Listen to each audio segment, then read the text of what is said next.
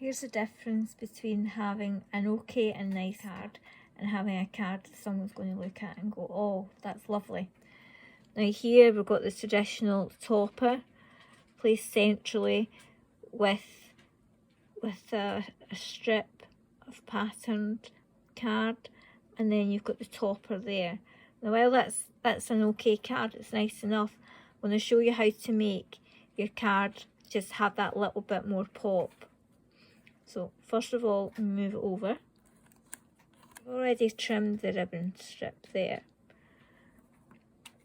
So first of all, if we move this down here and we put the sentiment there, so that when the person looks at the card, they see the words and then their eyes move down to the rest of the details.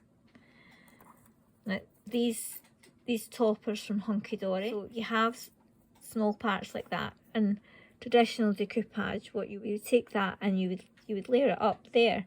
However, if you take these parts and instead put them on the ribbon strip there, then instantly you get that card that's just got that little bit extra. It's just a simple little detail. It means that your card's going to stand out against others when you're doing that online fair.